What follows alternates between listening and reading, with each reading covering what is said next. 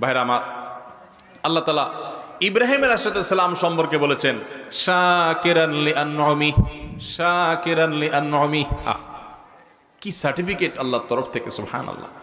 ইব্রাহিম আলাইহিস সালামের গোটা জীবনের দিকে যদি তাকান, কোরআন খোলেন শুরু থেকে শেষ পর্যন্ত, কোরআনের পাড়ায় পাড়ায়, কোরআনের সূরায় সূরায়, কোরআনের পাতায় পাতায়, কোরআনের পৃষ্ঠায় পৃষ্ঠায়, লাইনে লাইনে ইব্রাহিম আলাইহিস সালামের পরীক্ষার কথা আল্লাহ তাআলা কোরআনে কারীমে নিজেই বলেছেন।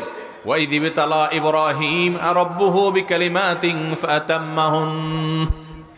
ইব্রাহিমকে তার রব আল্লাহ তাআলা কয়েকটা পরীক্ষা নিয়েছেন।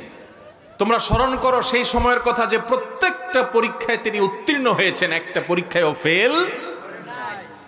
কি পরীক্ষা ভাই!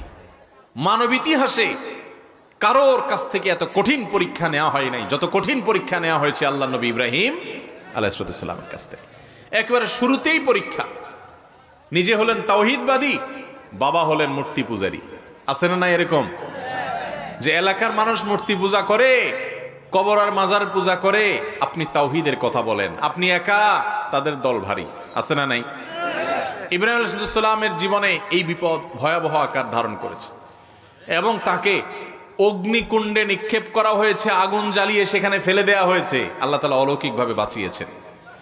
তাকে পাথর মেরে মেরে ফেলবে, নানাভাবে হত্যা করবে, হুমকি দেওয়া হয়েছে। শেষ পর্যন্ত নিজের জন্মভূমি, নিজের এলাকা, সেই ইরাকের সে অঞ্চল ছেড়ে তাকে চলে আসতে হয়েছে। এলাকায় থাকতেই পারেন নাই, ফিলিস্তিন বা মিশর হয়ে ফিলিস্তিন পর্যন্ত আসছেন। আল্লাহর আরেক পরীক্ষা, মাত্র ইসমাইল জন্মগ্রহণ করেছেন আলাইহিস সালাতু ওয়াস সালাম, আল্লাহর নির্দেশ হলো চলে যাও মক্কায়।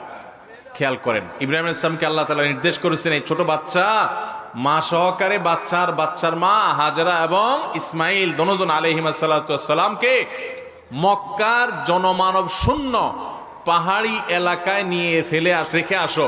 ওই পাহাড়ি এলাকায় আপনি যদি 2-4 জন বন্ধু নিয়েও হাঁটেন, আপনি ভয়ে ভড়কে যাবেন, কারণ আশেপাশে কোনো মানুষজন ছিল না, শুধু পাহাড়, নীরব নিস্তব্ধ পাহাড়, সেখানে রেখে আসতে বলছেন। ভাইরা আমার, কত কঠিন পরীক্ষা!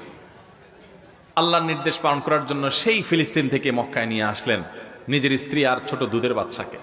যাদের আল্লাহ তাআলা দুধের বাচ্চা দিয়েছেন তারা জানেন সন্তানের মায়া কি জিনিস, তাই না? সন্তানের মায়া কি জিনিস! সন্তানদের ছাড়া একদিন বাইরে থাকতে পারেন না, অস্থির হয়ে যান, বাইরে গেলেই ভিডিও কল দেওয়া শুরু করেন দেখার জন্য। আর ইব্রাহিম আলাইহিস সালাম আল্লাহর নির্দেশ পালন করার জন্য ওই মা এবং সন্তানকে মক্কায় রেখে চলে গেলেন। চলে যাচ্ছেন, তখন হৃদয় ছিঁড়ে যাচ্ছে মায়ায়, কিন্তু আল্লাহর নির্দেশ, আল্লাহ কঠিন নির্দেশ করেছেন যে আল্লাহর কঠিন নির্দেশ তুমি পালন করতে পারো কিনা। আল্লাহ সে পরীক্ষা নিয়েছেন তার কাছ থেকে, তিনি পরীক্ষা উত্তীর্ণ হয়েছেন, আল্লাহ নির্দেশ পালন করে চলে আসছেন। কোনো মানুষ নাই, এই বাচ্চার মার খাবারের কি ব্যবস্থা হবে? আল্লাহ তাদেরকে মেরে ফেলেন নাই, মক্কা তাদের মাধ্যমে আবাদ হয়েছে। মক্কা, আজ যে মক্কা নগরীতে আমরা যাচ্ছি, সেটির প্রতিষ্ঠা এবং আবাদ হয়েছে তাদের মাধ্যমে।